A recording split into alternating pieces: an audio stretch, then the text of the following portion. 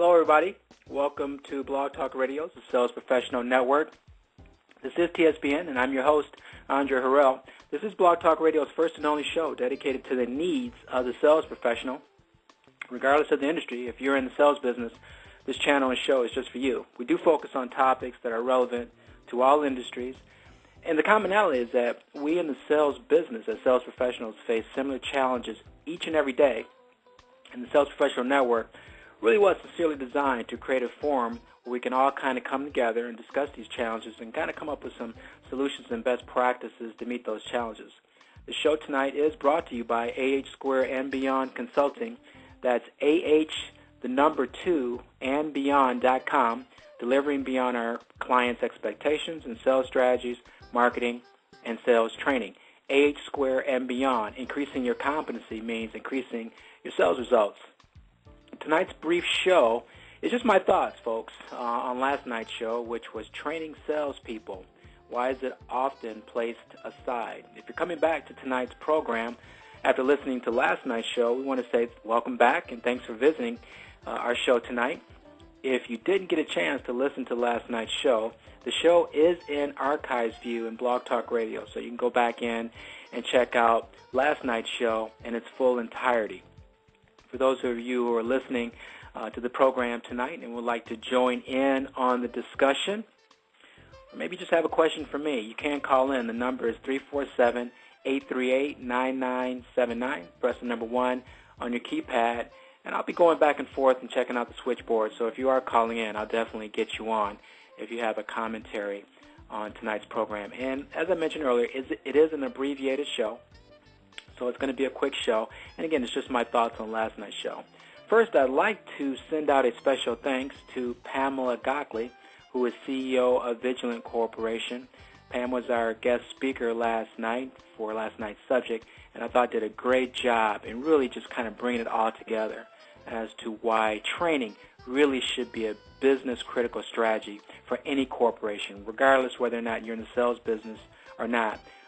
She made a really good case that training is extremely important and should be at the foremost priority in any corporation. You know, I'm kind of in this interesting situation because I have extensive experiences in both sales and training. So my perspective comes from both ends of the spectrum. You know, while in sales, my major objective was to drive business. Bottom line, it was to drive business and get the sales numbers. Everything else was irrelevant in terms of what I needed to get done.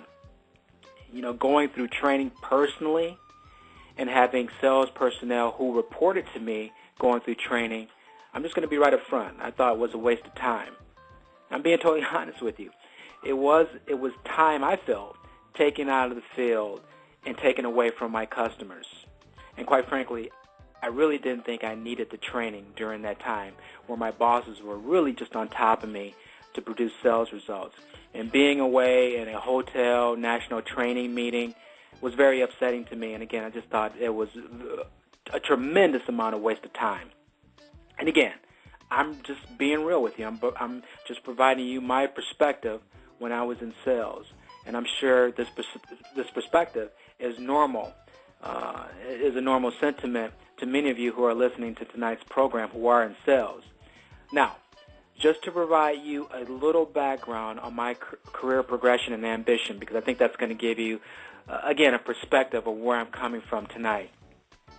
I did not want my entire background to be focused in one area, which at that time was sales. My objective was to develop additional skill sets in other areas with the hopes of having a vast background, which of course would help me in my career goals. So when I was in sales, I often thought that I would like to get into other disciplines because I thought if I got in the situation I'm in right now as an entrepreneur, or if I got in a situation where I was vying for a higher leadership position, I wanted to be able to have a well-rounded, skill set, point of view, experience in other areas in terms of bringing that type of value to the table in that position. And so I decided, guess what? I want to cut my teeth, guess where? In training. Yep. I chose training, and I decided to go into training as a part of my skill development and as a part of building my I guess, what do you want to say, skill set portfolio in terms of what my career interests were going to be later on. So I decided to go into training. And boy, did that open up my eyes, because if you remember what I just said, I'm coming into this role, into this training role, with my sales cap on, not really having a great deal of respect for the craft of training. So deciding to go into this discipline really humbled me, to say the least. Now, only did I find training, really, to be honest with you, not only did I find training to be definitely hard work, you really had to have thick skin to be in training during that time. And I would say, even for those of you who are in the training profession, you really have to have some thick skin, because what you build based on a sales need, and if it catered to the competency improvement of increasing the competency of a sales staff, it really was a thankless activity. I'll give you an example specifically. Back then, my department was responsible for building a selling skills model. And I'm going to use this as an example. Well, building a selling skills model for any organization, any sales-driven organization, takes a huge amount of construction. And it's based on a lot of different things. It's based on, obviously, you have to do your research measures. You obviously have to measure your existing sales personnel competency. There's marketing that needs to be involved in doing this. And then you should be taking an inventory analysis of where you are and where your folks are from a selling skill competency standpoint. And importantly, building a selling skills model has a lot to do with the company culture, because selling skills, as you all know, those of you who are in the sales business and in the training business, selling skills is a behavior. And when you're coming in with a new concept, such as a selling skills concept, in a sense, you're changing corporate behavior.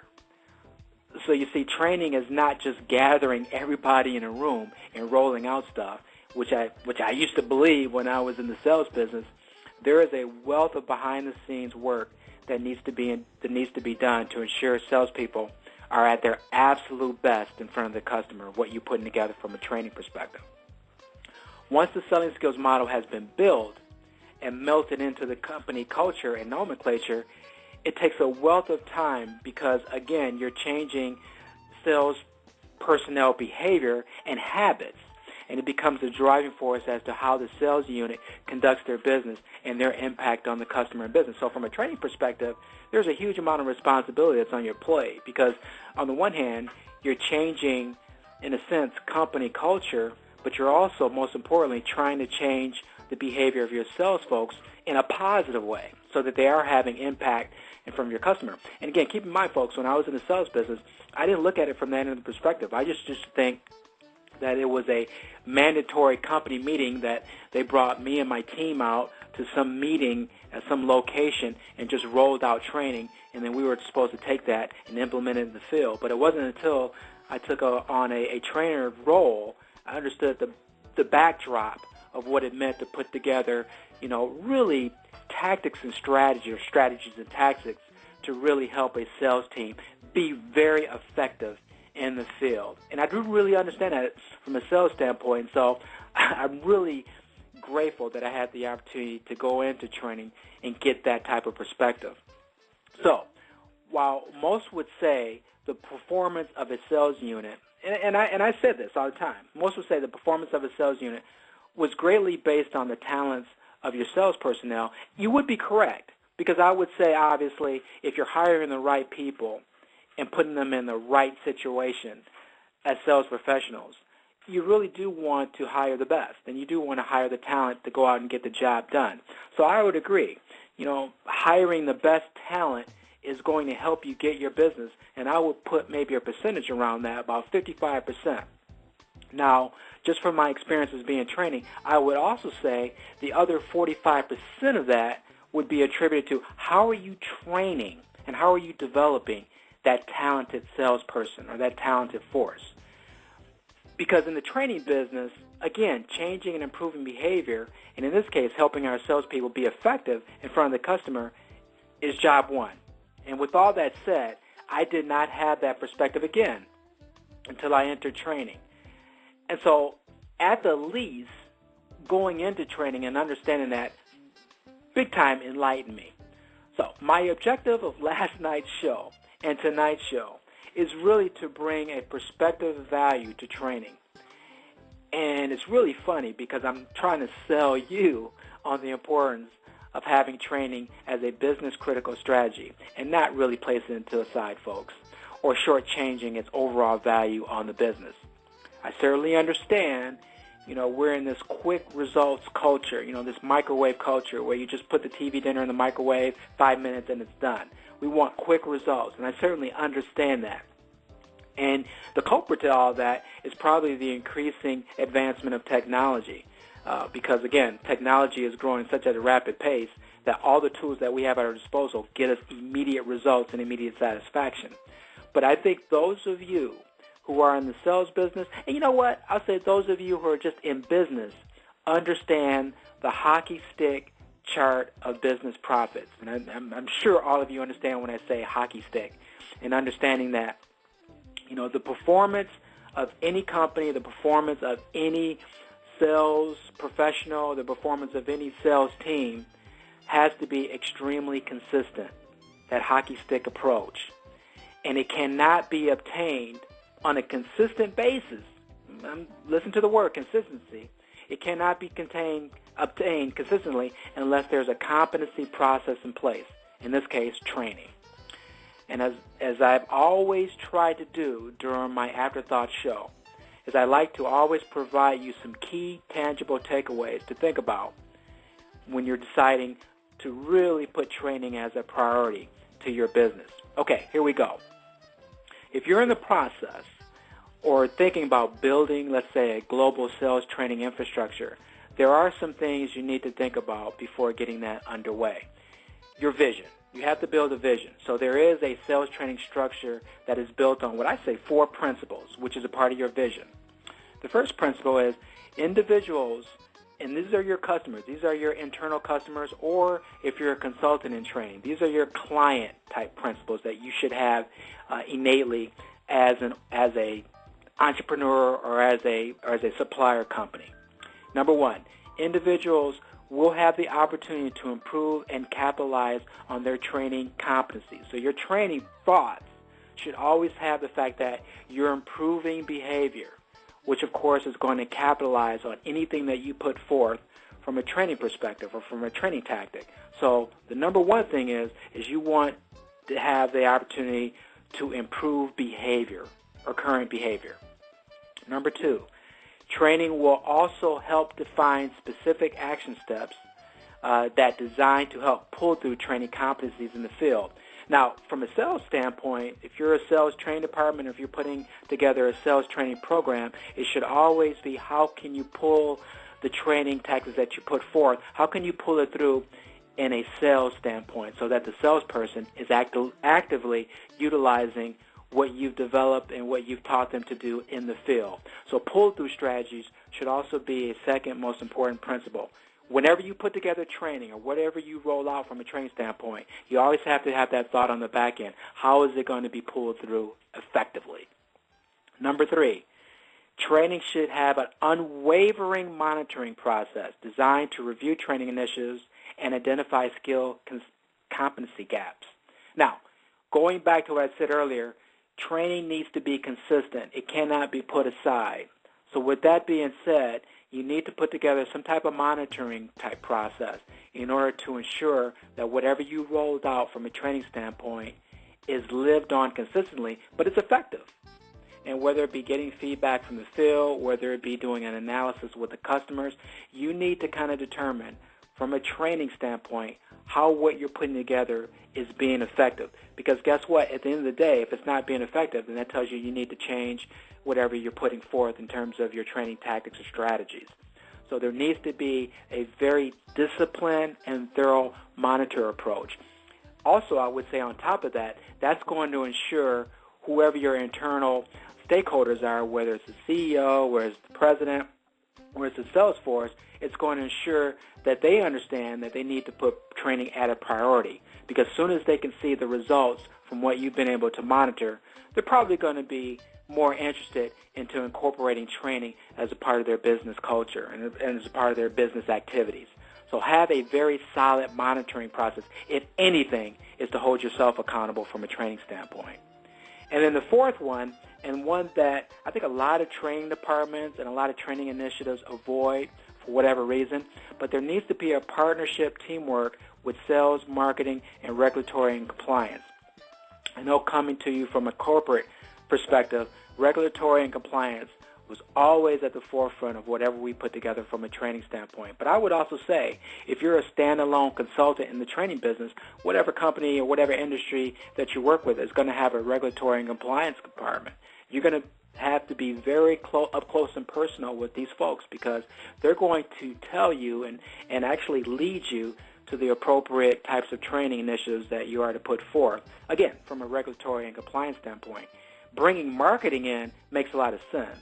And I used to make sure that our training department had very close relationship with marketing, because from a marketing standpoint, marketing needs training, because if marketing's putting together a value proposition statement or they're building core messaging with their products, that needs to be fully trained so that the sales folks can verbalize that effectively to the customer. So having marketing at the table, or I should say having marketing as a partnership to your training efforts, is extremely important. I want to emphasize number 4.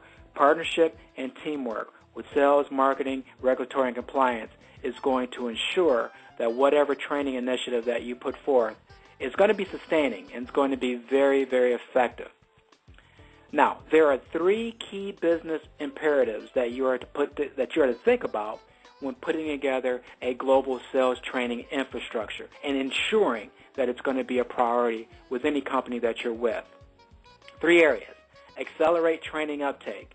You're going to want to make sure that the training is efficient, so that if you're bringing people out of the field, or if you're bringing people to the home office, that you're making better use of their time in a very efficient manner.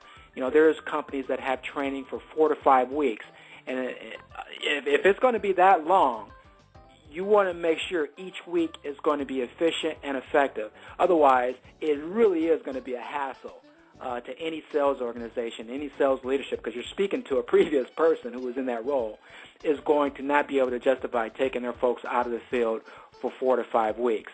So it's got to be efficient. So accelerating the training uptake has to be efficient, and you have to get people up and trained and ready to get back out in the field and selling. Again, number 2 is, and I want to reinforce this, driving efficiency. You should have in your internal global training infrastructure business processes that are efficient. So if you're putting together a CRM program, you're putting together e-learning type programs, you're putting together, as I mentioned earlier, a selling skills model, make sure your business processes are very tight. Even in the Six Sigma approach, it should be very tight and contained, so that you don't have people all over the place in terms of the processes and what should go where and who should be taught what. Your business processes internally from a global sales training infrastructure should be very tight. So make sure that your business processes are very efficient as well.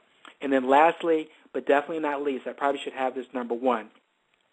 Your training department should always focus on developing people development. And I have it third, not because it's a third priority. It should be my first priority from a training perspective, but it's just to show that developing people, and you're in the people development business, is so important. Whatever you do, it's an unselfish act. And I mentioned earlier, training is almost a thankless type of profession, because your entire focus, your entire passion, and your entire thought process should be developing others and helping others. And that's why I really love training, because I like helping other people. But developing people and people development is so, so important. So those are the 3 areas. Your 3 key training business imperatives should be accelerate training uptake, drive internal efficiencies and business processes, and then third, and most importantly, have a focus of developing people and people development. That's pretty much it, folks. That's my thoughts for training and why training should not be set aside and why it should be critical. If you have any questions regarding some of the imperatives and some of the things that I put together from a tactical standpoint, definitely give me a call. look me up. I'm at ahsquareandbeyond.com. That's the number 2, andbeyond.com. I can, too, help you build that infrastructure. If it's global, if it's domestic, I can help you, build the thought process behind that. And also, too, very importantly, build some metrics so that you're able to kind of measure the training tactics and strategies that you put forth and the programs that you put forth. Because without having the metrics and the ability to be able to measure the effectiveness of what you're putting forth from a training standpoint, I guarantee you there's no company that's going to put you in a priority position in terms of a business priority from a training perspective. So definitely that's got to be there, and certainly I can help you do that. I want to remind everybody this show has been brought to you by AH Square and Beyond Consulting. Definitely get in touch with me, and if you want to work together, I certainly would love to work with you if you are interested in building a global sales training infrastructure.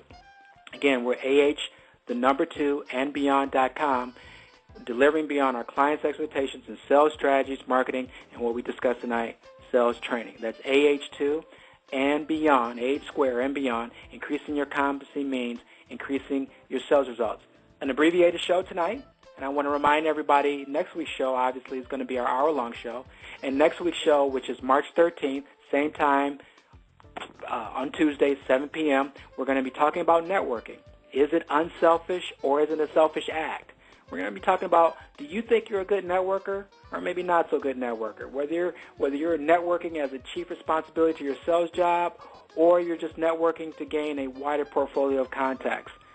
Are you doing it appropriately? Are you doing it effectively? And are you building rich relationships? We're going to have an expert in networking on our show next week to kind of help us think about that and kind of walk us through some strategies and tactics when you're putting together your networking portfolio. And not only putting that together, but how do you network? Because that's very important. How do you effectively network where it's not seen as a selfish act, but is seen as a quid pro quo, unselfish act? Again, that's next Tuesday, March 13th at 7 p.m. Eastern Standard Time. And as I always mention, if you want to follow us, you can go to my channel page, push the follow button. You'll get updates on subject matters. And again, our shows are not hard to forget. We're every Tuesday at 7 p.m. Eastern Standard Time. So you'll get that notification, as well as you'll get a notification of my Afterthought show on Wednesday, which is also the same time, 7 p.m. Eastern Standard Time. I want to say thank you to all of you who have come back. If you listened to last night's show, come back and listen to my thoughts on the subjects, on tonight's subject. I want to say thank you for coming back and hearing me out and in gathering and understanding what my thoughts are around ensuring that training is a priority. And, of course, most importantly, I just want to thank everybody for just coming to the Sales Professional Network. Please tell your colleagues, please tell your friends that there is a forum on the Internet, Blog Talk Radio, that's designed just for them if they're in the sales profession. We provide all types of subjects that relate to the sales professional regardless of the industry. So, again, thank you so much, everyone, for coming and visiting us on the Sales Professional Network. And with that, everybody have a great rest of your evening. Take care.